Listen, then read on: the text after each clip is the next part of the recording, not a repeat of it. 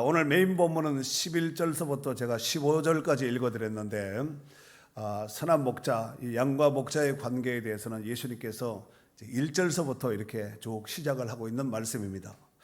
1절에 보면은 내가 진실로 진실로 너희에게 이르노니 문을 통하여 양의 우리에 들어가지 아니하고 다른 데로 넘어가는 자는 절도며 강도요 문으로 들어가는 이가 양의 목자라 그랬습니다.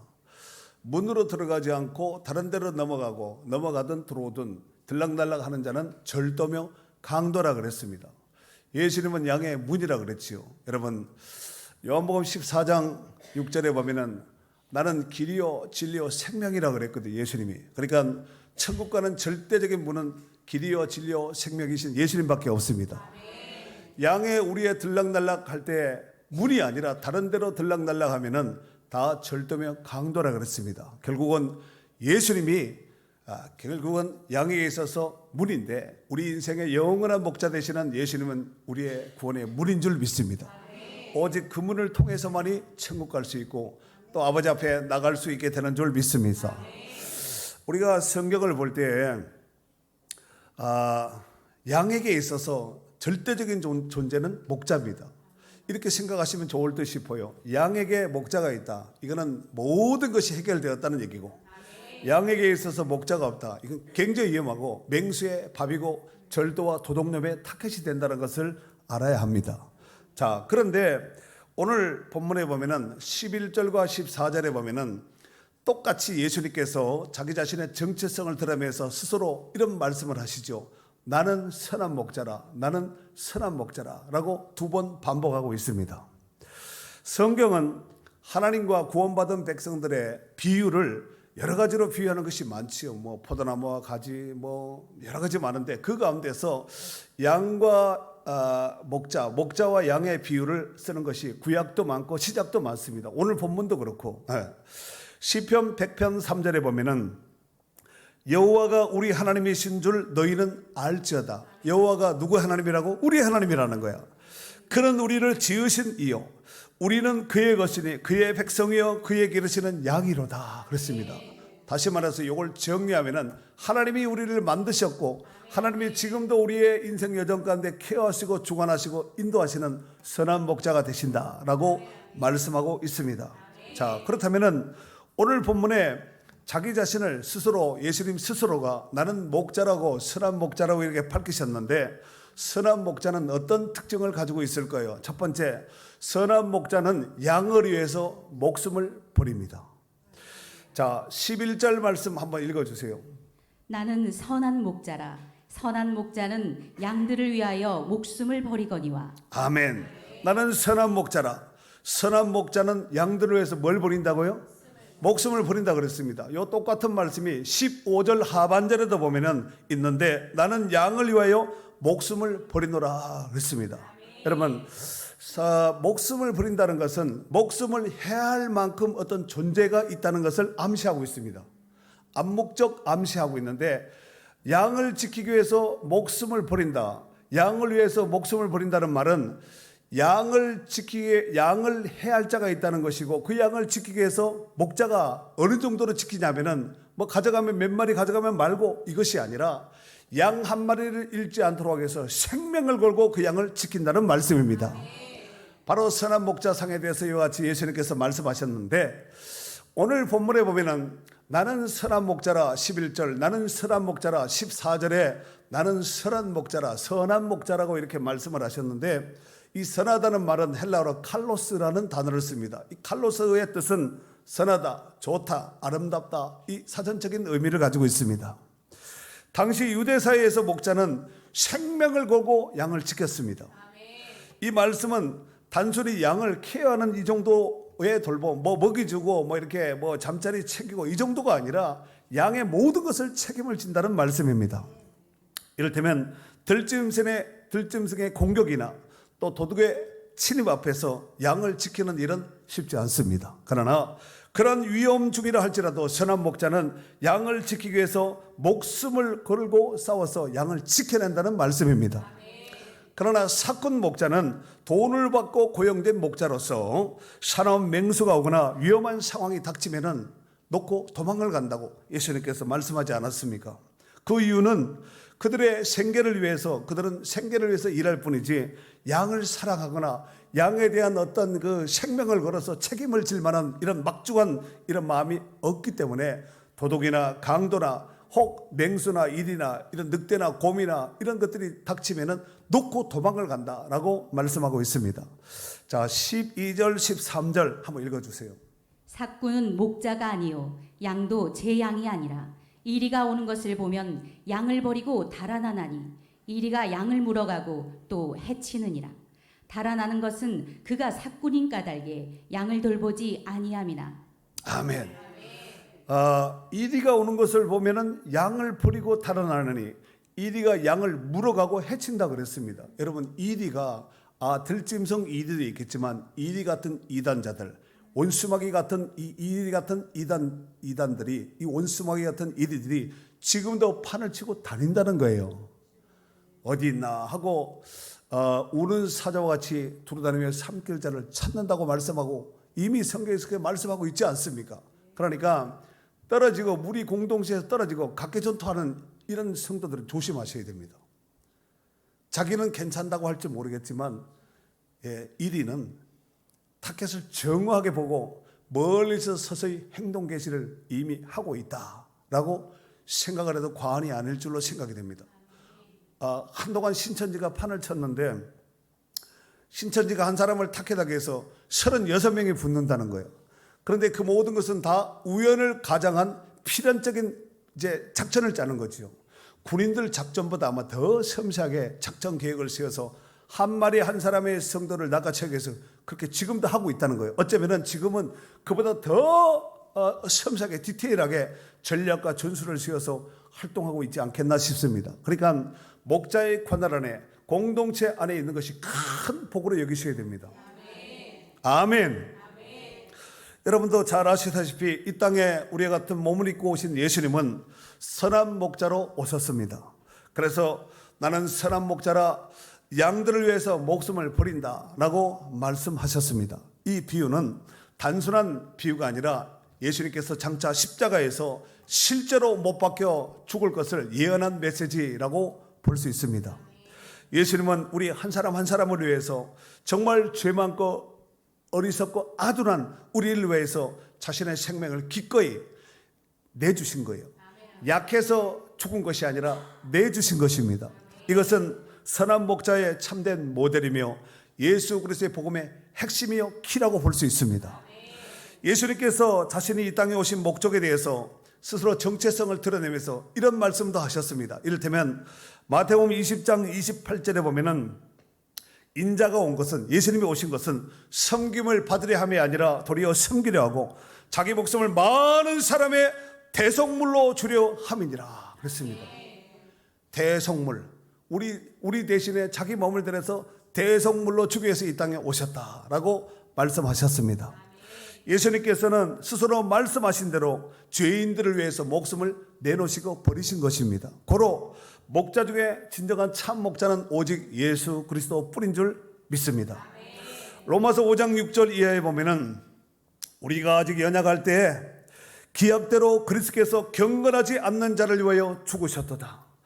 의인을 위하여 죽는 자가 쉽지 않고 선인을 위하여 용감히 죽는 자가 혹 있거니와 우리가 아직 죄인 됐을 때 그리스도께서 우리 위해서 죽으심으로 하나님께서 우리에 대한 자기의 사랑을 확증하셨느니라 그랬습니다. 예수님의 십자가 대속은 하나님의 사랑의 증표를 보이는 결정적인 키라는 것입니다. 뿐만 아니라 요한일서 4장 9절에 보면 하나님의 사랑이 우리에게 이렇게 나타난 바 되었으니 어떻게 나타났을까? 하나님이 자기의 독생자를 세상에 보내심은 그로 말미암아 예수님으로 말미암아 우리를 살리려 하심이라 그랬습니다. 그러니까 예수님이 아니면 살 수 없는 존재자들입니다. 그러니까 정말 우리가 예수 믿고 구원받은 성도 된 것을 세상에 벗어난 것보다가 돈 많이 가진 것보다 그 어떤 것을 취한 것보다가 귀하게 여기고 감사하게 여겨야 될 줄 믿습니다.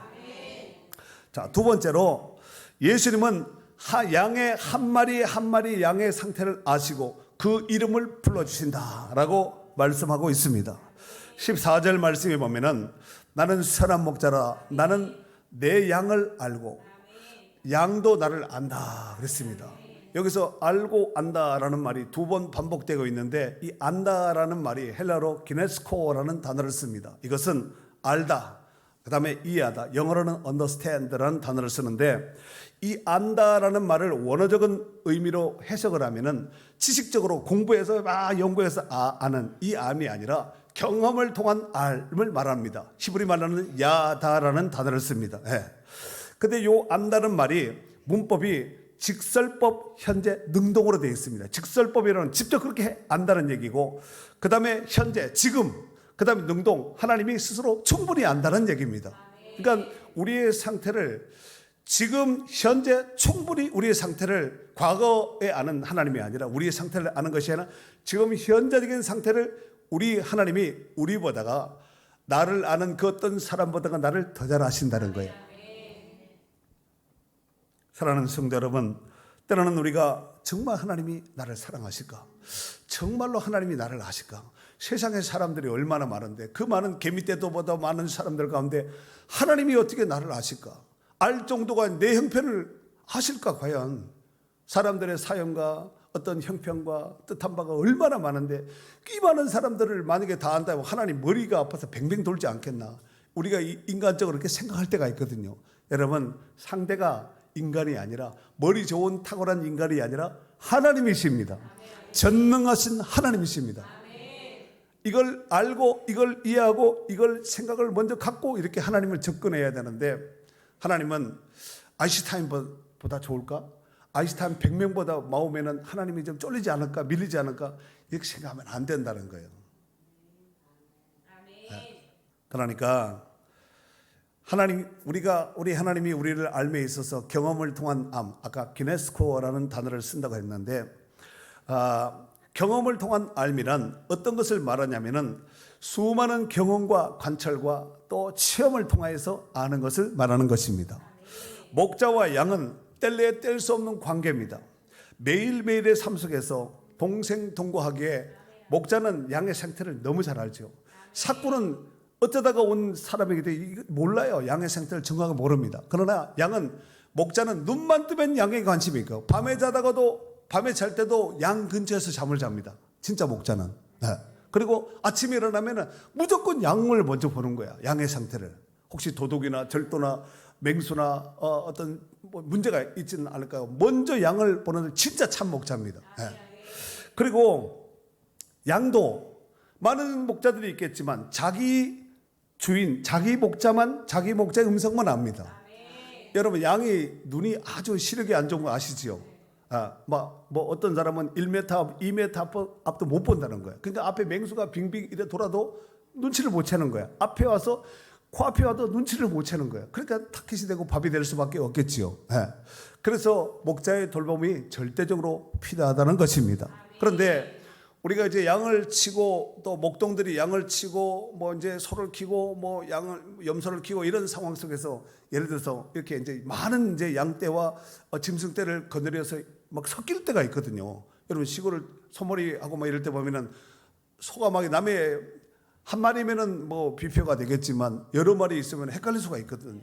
그런데 진짜 목자면은 진짜 그 양의 그 소의 주인은 가자 이러면은 섞여 있어도 싹 빠져나와요. 안 해봐서 잘 모르시구나. 가자 그러면은 섞여 있어도 주인의 음성을 알고 따라온다니까요. 만약에 가자 했는데 남의 양이 따라오면 그건 약간 이게 침에 걸린 양이에요. 그러니까 양은 목자의 음성을 정확히 알고 목자는 양의 상태를 정확히 압니다. 이게 무슨 얘기냐면은 그만큼 절대적인 관계라는 거예요. 목회를 하면서 이런 절대적인 관계가 언제 형성될까? 나름대로 한번 생각을 해보았는데 매일 새벽기도 오고 교회 자주 오고 예배 때마다 잘 참석하신 분들은 제가 형편과 사정을 잘 압니다. 잘 안다면은 100%는 아니겠지만 그런데 한 달에 한 번씩 교회 나오고 1년에 한 번씩 성탄절 부활절 때 나오신 분들은 제가 몰라요. 그냥 얼굴 상태가 괜찮습니까? 괜찮습니다. 모릅니다. 이건 사실 목자와 양의 관계라고 볼 수가 없습니다. 매일매일 얼굴을 보면서 거울 비치듯이 서로 보고 여러분 예를 들어서 가족이 있어요. 가족. 우리 공길 전사님 형제들이 많은 거 아시죠? 식구들이 거의 다 모이면 한 10명 정도 되는데 밤에 불을 꺼놓고 엄마가 예를 들어서 몇째 하고 불렀어요. 그러면은 자녀된 입장에서 도둑놈이 어떤 아줌마가 부르네 이렇게 생각하지 않고 엄마가 부르는가 정확히 알겠지요. 또 자녀들이 엄마를 불렀어요. 엄마하고 부르면은 얘가 몇째라는 거 불 다 껴놓고 몇째라는 것을 정확히 압니다. 왜냐하면 목소리는 이 세상에 같은 사람이 하나도 없어요. 흉내는 낼 수 있을지 몰라도 목소리는 천의 얼굴을 가진지라 목소리는 같은 사람이 없거든요.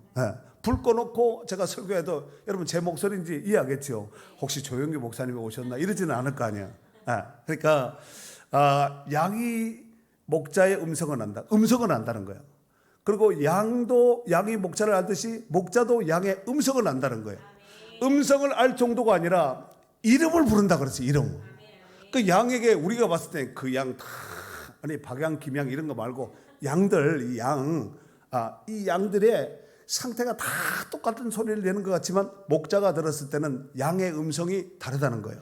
그리고 양의 얼굴과 모양이 다 달라요. 여러분 쌍둥이도 부모가 우리가 봤을 때는 남들이 봤을 때는 쌍둥이가 계속 봐도 헷갈려. 알려줘도 뒤집어 놓으면 또 헷갈리거든요. 그런데 부모가 봤을 때 한 방에 딱 알아봅니다. 그죠? 그러듯이 아무리 많은 양떼들이 섞여 있어도 진짜 목자는 압니다. 왜 이런 현상이 발생되냐면은 매일 만나기 때문에 가까이 친근감이 있기 때문에 매일 만났는데 동행하고 하는데 예를 들어서 양이 물을 건너가다가 어디 탁 부딪혀서 다리를 딱 절었어. 그 쩔뚝쩔뚝하고 다녀요. 그러면 양이 목자가 딱 봤을 때 얘가 다쳤네. 쩔뚝쩔뚝 섞여 있어도 쩔뚝거리는 어디에 바로 딱 찾아냅니다. 치료하든가 뭐 어떤 조치를 하겠지요. 그러지 않겠습니까?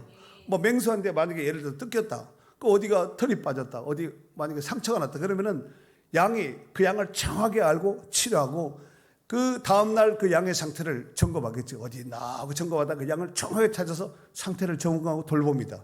이런 관계가 돼야지 목자가 양인데 이게 막 물어갔는지 죽었는지 새끼를 낳았는지 이게 새끼를 뵐 때가 됐는지 몇 년이 됐는지 안 됐는지 이게 분별이 안 되면 그건 가짜 사꾼이에요. 사꾼은 잘 몰라요. 그냥 고용하다가 시간 지나서 돈 받으면 끝나는 것이죠. 일용직과 같이 사꾼. 그러나 진짜 목자는 양의 상태를 너무너무 잘 안다는 거예요. 그리고 양도 목자의 음성을 정확하게 알고 양 목자가 가자 이러면은 자기 주인의 음성을 알고 다른 사람이 가자 하면은 안 가. 자기 목자가 부르면은 가자 하면은 목소리 알고 가는 거예요. 지사님 맞아요, 안 그래요? 맞지요? 맞아요. 자, 3절에 보면은 3절 위에 3절에 보면은 문지기는 그를 위하여 문을 열고 양을 위해서 문을 연다는 거예요. 양은 그의 음성을 듣나니 그가 자기 양의 이름을 각각 불러 인도하여 냈느니라. 삼손이 돌쇠 뭐 뽀치기 뽀돌이 하고 이름을 딱 불러낸다는 거예요. 목자가 그러면 가끔씩 우리 그 나는 자연이다 거기 보면은 그 뭐 개들이 나오잖아요. 뭐 염소도 나오잖아요. 그러면은 뭐 이름을 불러는 거야. 뭐 짱구다. 걔는 짱구예요. 민구다. 걔는 민구거든요. 짱구와 민구가 주인이 헷갈리지 않습니다. 그러니까 정확하게 주인은 압니다. 진짜 주인은 압니다. 여러분 자녀들을 많이 낳았잖아요. 옛날에 많이 낳았잖아요. 많이 낳았는데 그 자녀들이 헷갈리게 뭐 첫째, 둘째 부모가 헷갈리겠습니까? 남들이 헷갈리겠지만 부모는 절대로 헷갈리지 않습니다. 왜냐하면은 낳기 때문에 부모기 때문에. 자 27절에 보면은 양은 내 음성을 들으며 양은 누구의 음성을 들어요? 예수님의 음성을 듣고 나는 그들을 알며 그들은 나를 따른다 그랬습니다. 이런 관계가 돼야 돼요. 목자가 무슨 말을 하든지 말든지 목사님 혼자 왕왕 짓다가 마세요. 이러면 안 되고 각개전투 안 됩니다. 다 이리와 사단, 도둑놈과 절도, 강도의 표적이 타켓이 될 수밖에 없다는 거예요. 여러분 그런데 예수님은 단지 무리 전체를 두리뭉실하게 알 뿐만 아니라 각각의 양과 또 저와 여러분들의 형편, 사정, 입장, 처지를 너무너무 디테일하게 잘 안다는 거예요. 어느 정도로 잘 아냐면은 나보다가 나를 더 잘 아시는 예수님이에요. 그렇다면은 시편 139편에 보면은 이 시편 기자가 아는데 어느 정도 아는지 시편의 기자는 이렇게 표현을 했습니다. 한번 읽어주세요. 여호와여 주께서 나를 살펴보셨으므로 나를 아시나이다.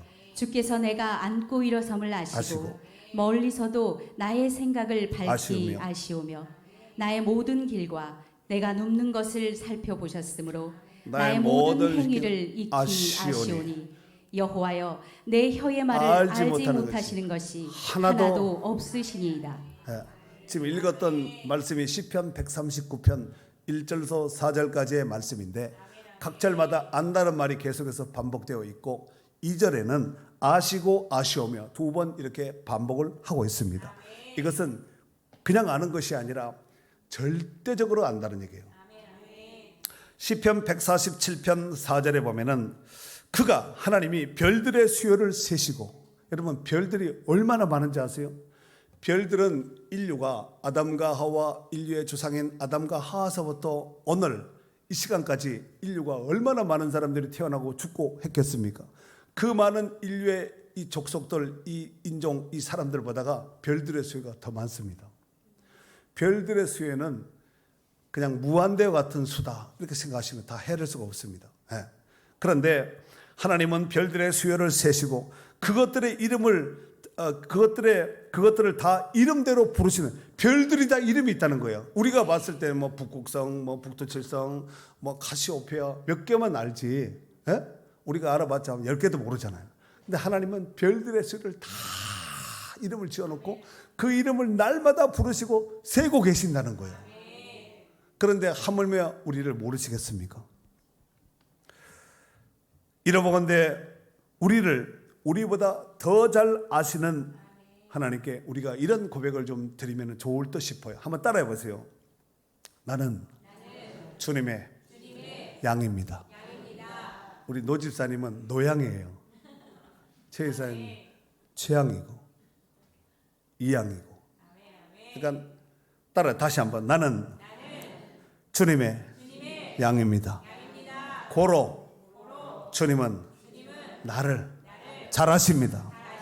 주님은 반드시 나의 인생길을 선하게 인도하실 줄로 믿습니다. 나를 잘 아신 하나님께서 내 인생을 여기까지 인도하신 거예요. 그리고 이것으로 끝나지 않고 이후의 모든 여정도 하나님께서 선한 목자 되신 우리 하나님께서 선하게 반드시 이끌어 나가게 하실 줄로 믿습니다. 이 복된 은혜가 우리 가운데 충만할 수 있기를 바랍니다. 세 번째로, 선한 목자는 케어 정도가 아니라 끝까지 인도하십니다. 선한 목자 되신 예수님은 단지 우리를 구원하신 것에 그치지 않고 그분은 우리의 삶의 모든 여정 속에서 개입하셔서 철저하게 동행하여 주시고 우리를 인도하여 주신 줄 믿습니다. 우리가 푸른 초장에서 풀을 뜯고 사업장에서 이런 사업 일터에서 직장에서 가정에서 학생들 공부하는 어떤 자기 현장, 삶의 현장 가운데 열심히 일하고 있을 때뿐만 아니라 혹 이런저런 위기와 어려움 가운데 처해서 사망의 음침한 골짜기로 다닌다 할지라도 하나님은 우리와 함께 하시고 우리를 지키시고 우리를 인도하여 주실 줄 믿습니다. 이것을 일찍이 이런 관계를 잘 알았던 사람이 누구냐면 다윗이에요. 그래서 다윗은 양에게 있어서 목자가 있다. 자기 인생에 있어서 목자가 있다. 양에게 있어서 목자가 있다. 양은 걱정할 필요 없거든요. 내 인생에 목자 되신 하나님이 함께 하신다. 다윗은 하나님이 함께 한다는 이 임마누엘의 약속을 붙들었기 때문에 다윗은 골리앗 같은 이런 말도 안 되는 상대 앞에서도 담대한 거예요. 인생의 수많은 파란만장한 위기와 어려움 상황 속에서도 다윗이 강한 모습으로 당당한 모습으로 설 수 있었던 것은 하나님이 다윗의 인생 여정 가운데 목자가 되어 주셨기 때문인 줄로 믿습니다. 여러분, 목자는 있는 그 자체로 상대에게 있어서는 굉장히 두려운 존재예요. 양에게 있어서 목자가 근처에서 어실렁어실렁 돌보고 있다. 일이 늑대 도둑놈 입장에서 봤을 때는 다 숨어야 되는 존재자들입니다. 그렇겠죠. 그러다가 혹시 목자가 잠들거나 어디 집에 잠깐 간 사이에 뭐 설마 이 시간에 뭐 이리가 오겠나 늑대가 오겠나 그런 것을 이리와 늑대와 이 도둑놈들이 기가 막히게 잘합니다. 이 목자가 언제는 밥 먹으러 가는 시간, 언제는 우물가에 가는 시간, 요걸 잘 타이밍 계세요. 도둑놈들이 머리가 영특합니다. 이 공격자들, 맹수들이 머리가 그냥 덮치는 것이 아니라 딱 봤다가 허점이 나면은 아주 막 사납게 그냥 강력하게 공격하는 것이죠. 예. 그래서 목자에게 있는 것이 뭐냐면은 제구의 물맷돌 다윗이 가지고 있었습니다. 그 다음에 지팡이와 막대기 다윗이 가지고 있었습니다. 멀리 있는 맹수들은 소리를 지르겠죠. 그리고 사정거리 안에 들어오면은 물매를 돌리겠죠. 사정거리가 더 가까워지면은 지팡이와 막대를 가지고 공격하겠죠. 지팡이와 막대를 만약에 빼앗겼다, 떨궜다 이런 상태면 맨몸으로 막 물어뜯고 막 긁고 막 이러지 않겠습니까? 내가 목자라면 그랬을 것 같아요. 왜냐하면은 이놈들을 쫓아내야 되니까. 뭐 몇 마리 가져가세요. 이런 목자 쓰면 안 되거든요. 진짜 막 박치기를 하든가 물어뜯든가 막 핥히든가 막 꼬집든가 뭐 발라차든가 뭐 해가지고 쫓아내야 되거든요. 양을 지켜야 된다는 거예요. 도둑놈이 들어왔어요. 집에. 좀 가져가세요. 가족을 해친데도 쳐다보고 있으면 그건 가짜지요. 도둑놈이 오면은 잡아먹어야 돼요. 잡아먹으면 되는 거예요.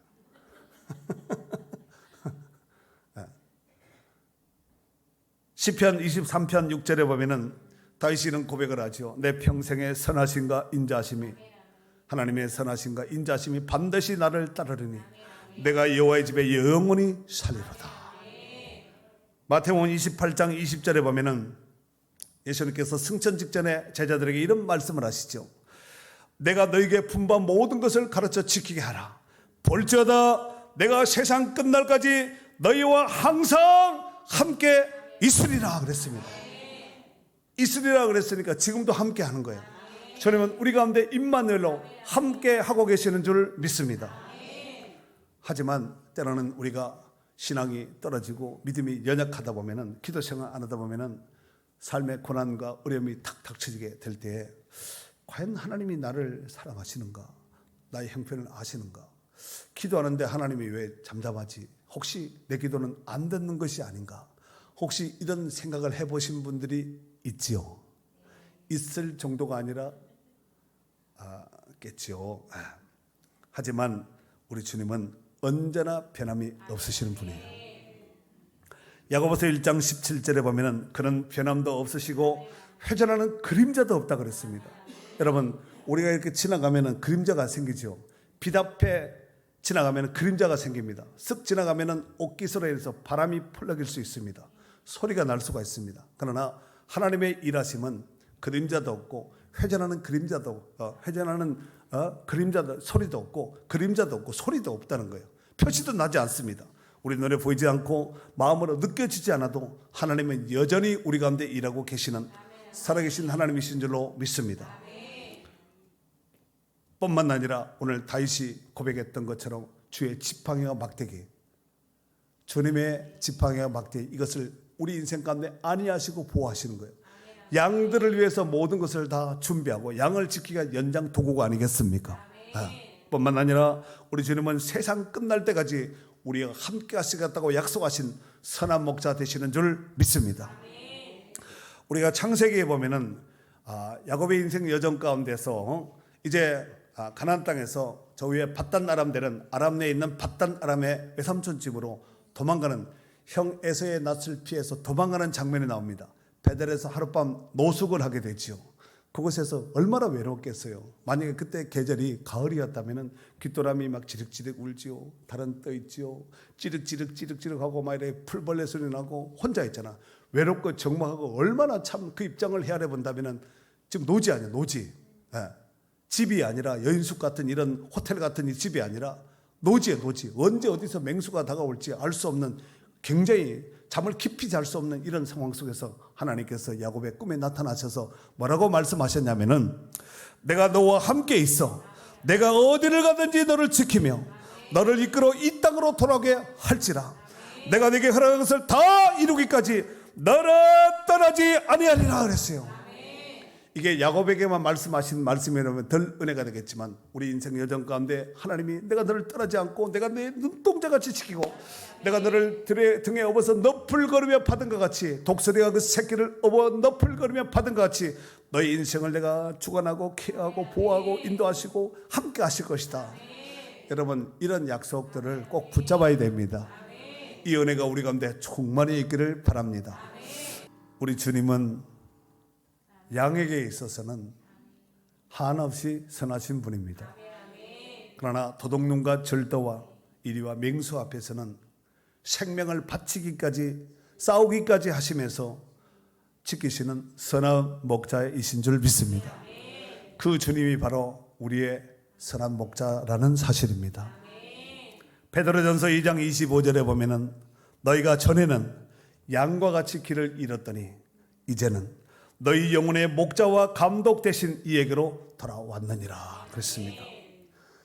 앞에 오늘 메인 본문 11절서부터 시작했지만 10절에 보면은 내가 온 것은 양으로 하여금 생명을 얻게 하고 더 풍성히 얻게 하려는 것이라 그랬습니다.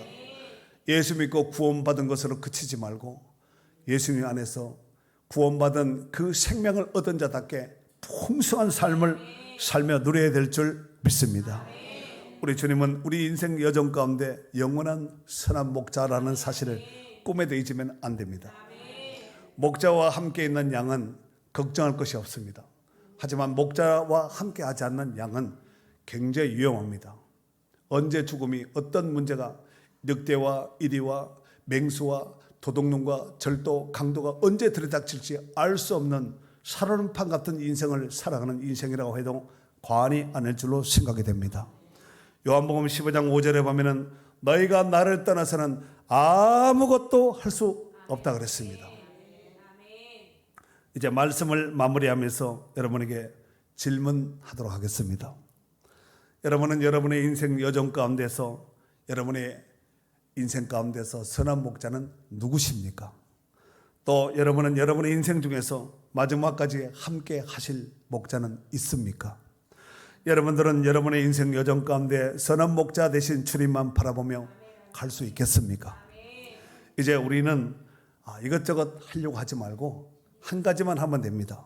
어떤 문제를 만나고 어떤 상황을 처했다 할지라도 나 주님만 따라가면 됩니다. 그래서 온전히 주님의 발자취를 따르는 신실한 양들이 될 수 있기를 바랍니다. 그것이 바로 사는 길이요 생명을 얻고 더 풍성한 삶을 누리는 길인 줄 믿습니다. 이 복된 은혜가 늘 함께 하시는 축복된 성도들이 될 수 있기를 주의 이름으로 축원합니다. 축원합니다.